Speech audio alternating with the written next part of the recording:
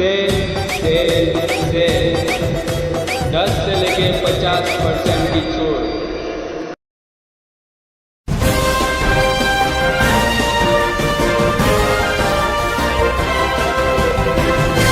मानव समाचार, मानवता के हक में। मानव समाचार में आपका स्वागत है। तालीमी मैदान में बदउनवानी की शिकायतें हमेशा मिलती रहती हैं। अहल उम्मीदवारों को उनका हक मारकर ना अहल उम्मीदवार रुपए पैसे के बदौलत नौकरियां पा लेते हैं, जिसकी वजह से तालीम का मेयार दिन ब दिन गिरता जा रहा है। सन 2011 से बैकलॉग रोस्टर, जिसे हर 3 साल में अपडेट होना चाहिए, वो अब तक जो है सन 2011 से लेके अब तक वो अपडेट नहीं हुआ है।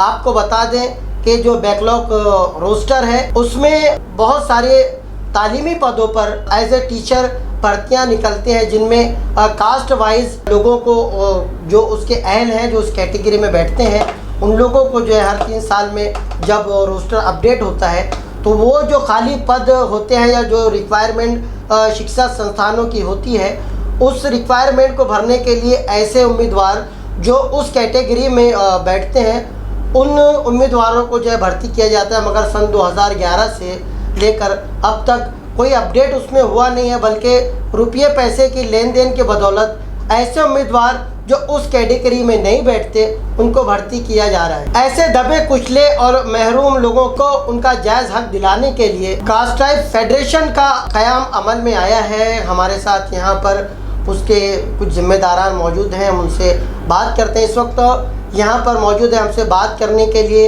संगठन के जो अध्यक्ष हैं योगेश पात्रे साहब यहाँ पर मौजूद हैं, सेक्रेटरी अंकुश वाल्ले जी मौजूद हैं, कार्य अध्यक्ष जनाब मतीन खान साहब मौजूद हैं। इन सभी साहिबान का यहाँ पर मानव समाचार में स्वागत है।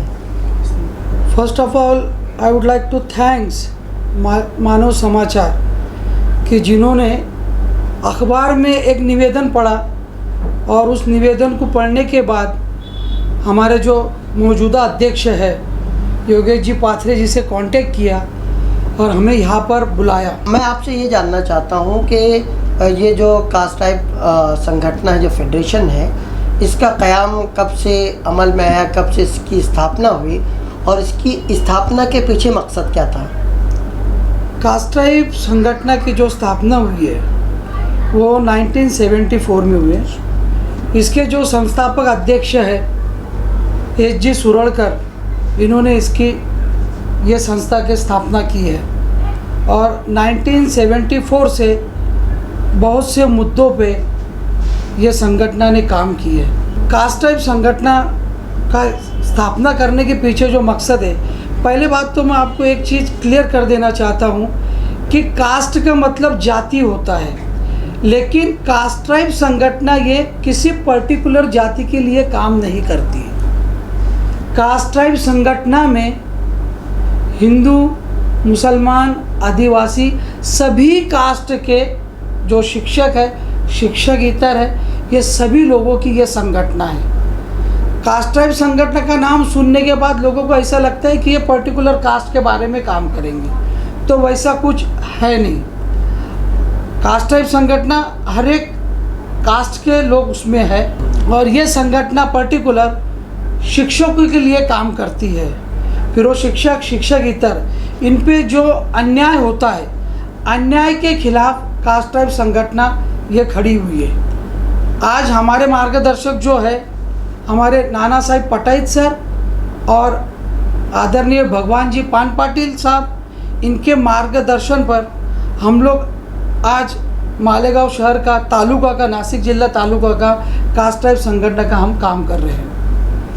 अच्छा, फिलहाल जो है अपनी जो संगठन है, इस संगठन में कौन कौन से अहदेदारान हैं, ज़रा सा उनके बारे में एक मालूमात चाहूँगा।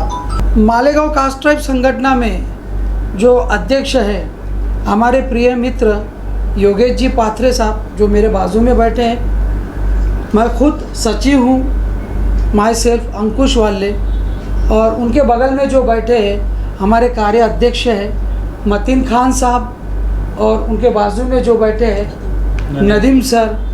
इसी प्रकार उपाध्यक्ष जो है हमारे कास्ट टाइप संगठन में महिलाएं भी हैं, लेडीज़ भी हैं, श्रीमती सीमा विठोबा देवरे, ये उपाध्यक्ष है। उसी तरीके से सह सचिव जो है जीवन हीरे जी है और कोषाध्यक्ष जो है महेंद्र दगड़ू चौहान सर है।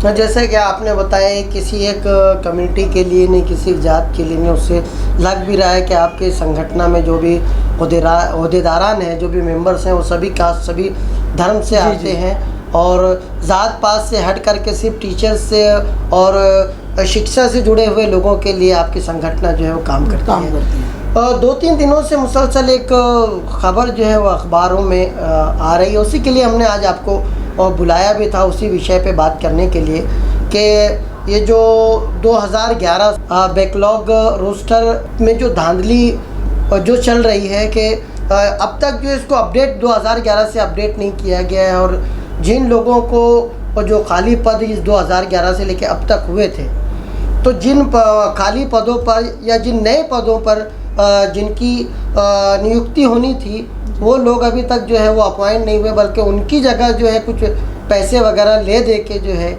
ऐसे लोग के जो कहीं से भी उस कैटेगरी में नहीं आते, ऐसे लोगों को अपॉइंट किया गया है। तो मैं चाहता हूं कि इस मामले में आप लोग ज़रा सा रोशनी डालें, खास तौर से जो अध्यक्ष महोदय हैं, मैं चाहूँगा कि आप इस बारे में रोशनी डालें। हमारी कास्ट ट्राइब संगठन की मीटिंग स्टेट लेवल पे बॉम्बे में 10 तारीख को हुई।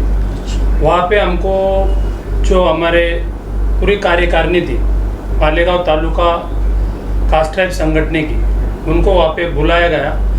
बुलाने के बाद उनको वहाँ पे जो हमको प्रोग्राम दिया कि आप कास्ट ट्राइब के जो काम करते हैं, तो टीचर लोगों की जो प्रॉब्लम है तो वो प्रॉब्लम आप समझ लो और वहाँ पे जाके आप काम करो। तो हम मालेगांव तालुका के अंदर जो भी एजुकेशनल संस्था है वहाँ पे जाके टीचरों से मिले। बहुत से टीचरों को वहाँ पे पेमेंट नहीं है, कुछ टीचरों से मिले वो TAT पास है, जो टीचर्स की एग्ज़ाम देने के बाद सर्विस को लगती है वो एग्ज़ाम पास है, फिर उनको जॉब नहीं है। तो हमने फिर सबसे पहले क्या जो एलिजिबल टीचर है उनको जॉब क्यों नहीं है, तो हमने फिर मीटिंग की। मीटिंग के अंदर सबसे पहले हमने एक निवेदन तैयार किया और निवेदन तैयार करके मालेगांव के जो अपने कृषि मंत्री है दादा भूसे साहब, उनसे जाके मिले। क्या ये जो प्रॉब्लम है अपना नासिक ज़िले का है और आपका डिपार्टमेंट अलग है, लेकिन आप अपने नासिक ज़िले का ये प्रॉब्लम समझ लो।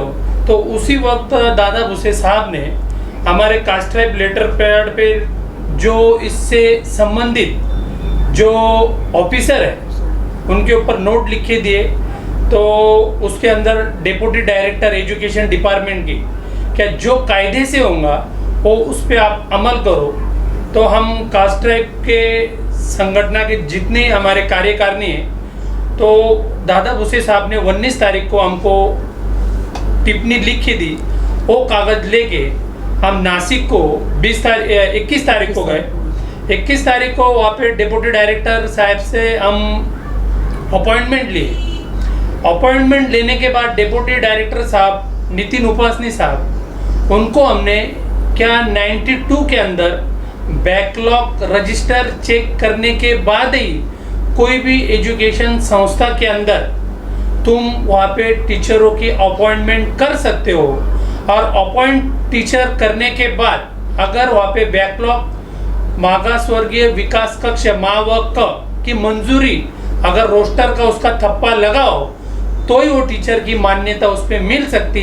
ऐसा एक कायदा 92 से बना हुआ है। लेकिन पिछले 2011 से नासिक ज़िले की कोई भी एजुकेशनल जो संस्था है उन्होंने मावक मागास वर्गीय विकास कक्ष से वहाँ से कांटेक्ट किया नहीं। वहाँ से सिर्फ संस्था चालक कोई हेडमास्टर होगा, उन्होंने सिर्फ रिटर्न में लिख ही दिया कि हम आगे जो कास्ट के जो भी टीचर होंगे नॉन टीचिंग के पद होंगे हम भरेंगे। ऐसा सिर्फ उसमें अफरा तफर करके जो उसको लायक लोग हैं उनको बाजू में रख के आपस में भर्ती चल रही थी।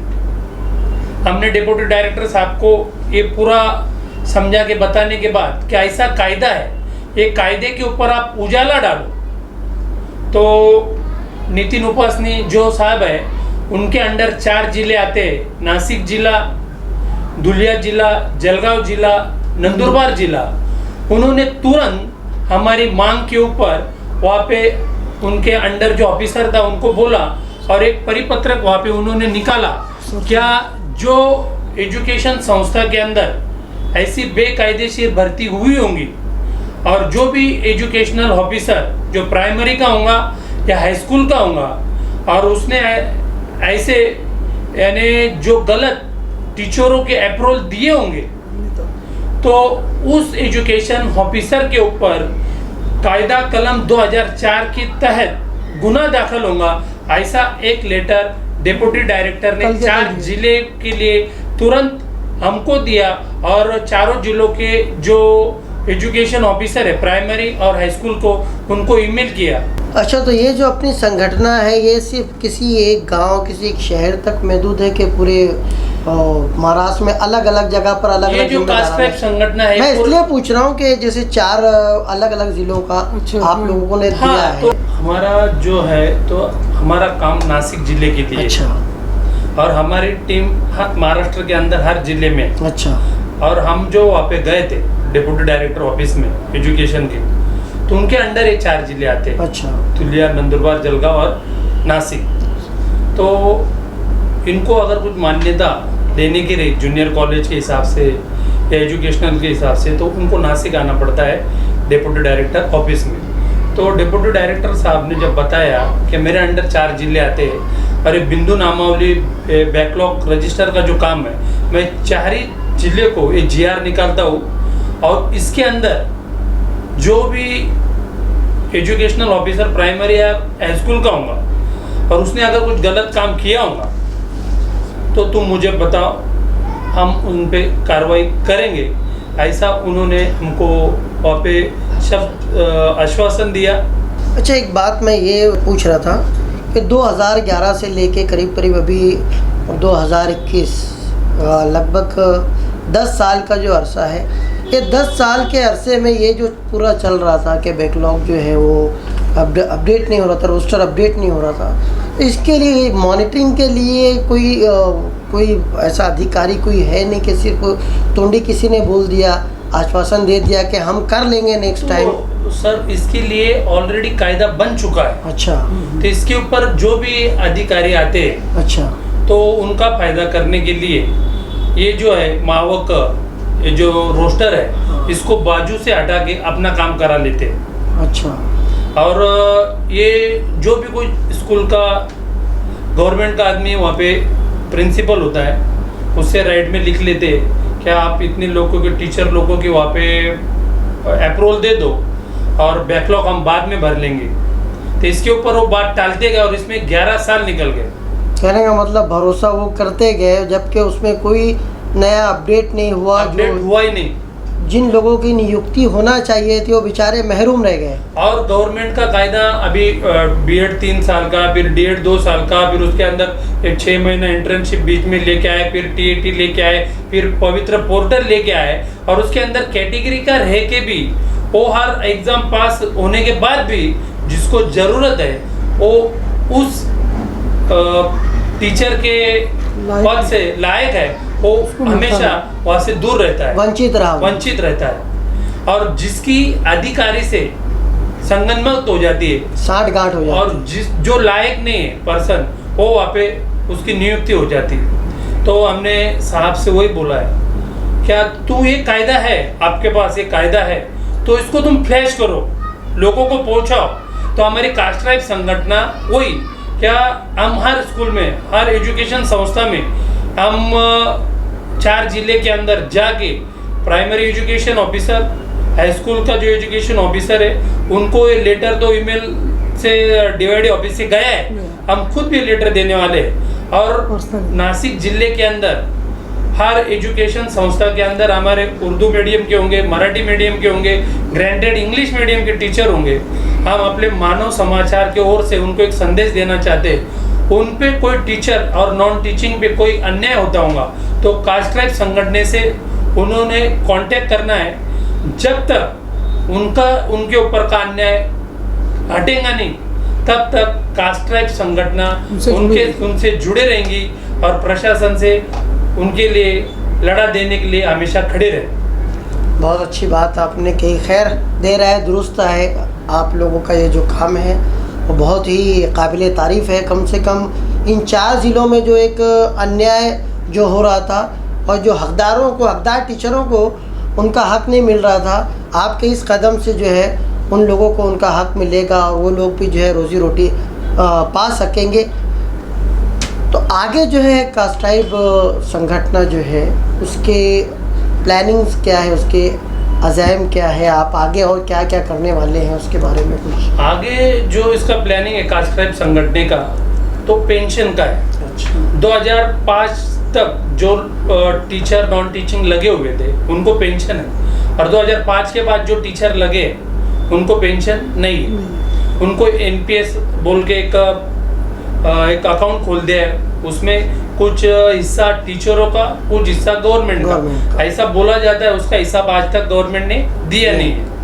पहले अपने शहर में, जिले में, घर में, गांव में क्या सरकारी नौकरी पेंशन के लिए होती थी। कोई भी टीचर या सरकारी कर्मचारी का कुछ हो गया गलत या वो रिटायर हो गया तो उसकी पेंशन के ऊपर उसका गुजराना हो जाएगा, फ्यूचर सिक्योरिटी के लिए। लेकिन 2005 के बाद ये पेंशन ही बंद कर दिए, प्राइवेट सेक्टर कर डाले। अभी एमएलए होंगे, सांसद होंगे, 2005 के बाद जो बनते तो उनको दुप्पट तिप्पट पेंशन उनको चालू है। लेकिन गवर्नमेंट सर्वेंट को उन्होंने जो पेंशन बंद करी है, तो कास्ट ट्राइब संगठन इसके बाद जो अपने महाराष्ट्र राज्य के वर्षाताई गायकवाड़ उनसे मिलने वाली है, उद्धव ठाकरे साहब से मिलने वाली है, और पेंशन के लिए हम उनसे रिक्वेस्ट करने वाले हैं कि पेंशन जो है टीचर लोगों के लिए, उनके परिवार के लिए कितनी ज़रूरी है। और टीचर जो है उनका काम एक पवित्र काम पढ़ाने का रहता है। दूसरे डिपार्टमेंट से और ये डिपार्टमेंट में टीचरों को समाज में जो है जो मान सम्मान मिलने चाहिए, आज के इसमें वो मिलता नहीं, और रिटायर होने के बाद उनको समाज में और कोई खड़ा करता नहीं। तो गवर्नमेंट से जो पेंशन जो चालू होंगी उसके ऊपर उनका गुजारा होगा, उनके बच्चों का फ्यूचर आगे चलेगा। तो हम ये रिक्वेस्ट करने के लिए उद्धव जी ठाकरे, वर्षाताई गायकवाड़ इनसे मिलने जाने वाले। बहुत अच्छी प्लानिंग है आप लोगों की, और जिसकी सराहना जितनी की जाए उतनी कम है। उम्मीद करते हैं कि आने वाले कल में जो एक अंधेरा 2005 के बाद टीचरों की ज़िंदगी में जो आ गया था, सही बात है, टीचर की एक अपनी गरिमा होती है। उसके बाद रिटायरमेंट के बाद उसको नौकरी पर कहीं जाना या कोई काम करना, या ये जो है थोड़ा सा, और फिर इतने सालों के बाद इतनी शक्ति उसके अंदर होती भी नहीं है कि नए सिरे से भी कुछ अपने आप को स्टेबल कर सके। तो पेंशन जो है वो उसके लिए एक बहुत बड़ा सहारा होती है, और अगर उससे भी उसको महरूम कर दिया जाए तो टीचर जाए भी तो कहाँ जाए। हमारे साथ संगठन के कार्याध्यक्ष मतीन खान साहब मौजूद हैं। खान साहब, क्या कहना चाहेंगे आप लोगों को? मैं तो हमारे अध्यक्ष ने सब कुछ बोल दिए। मैं सिर्फ इतना कहना चाहूँगा कि नदी के इस सीम में जो हमारे उर्दू मीडियम के बहुत सारे स्कूल हैं, वहाँ पर बहुत सारे टीचरों के परेशानी है। कुछ मैं जानता हूँ और कुछ बहुत सारी नहीं जानता हूँ। तो मैं ये चाहूँगा कि इस सीम के जो भी टीचर है, अगर किसी को कोई परेशानी है तो आकर हमसे मिले। हमारी कास्ट ट्राइब संगठन उनके साथ है और उनके लिए लड़ेंगी आखिरी दम तक के। आप लोग आए, हमसे बात की, अपनी बातों को रखा।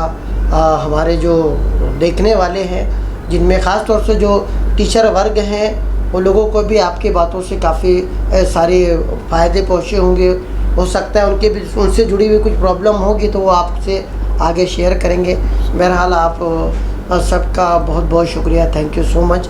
हमारी संगठन के माध्यम से मानव समाचार का बहुत बहुत आभारी हूँ, जिन्होंने अखबार में पढ़ के, पेपर में पढ़कर हमारे अध्यक्ष को फ़ोन किया और हम सभी पदाधिकारियों को यहाँ पे बुलाया, क्योंकि ये बहुत अच्छा काम है। मानव समाचार का मैं तहे दिल से आभारी हूँ कि उन्होंने हमको बुलाया। Thank you. ऐसी ही तमाम खबरों के लिए, ऐसे ही तमाम मुद्दों के लिए देखते रहिए मानव समाचार। सबसे पहले, सबसे तेज़, हमेशा सच के साथ।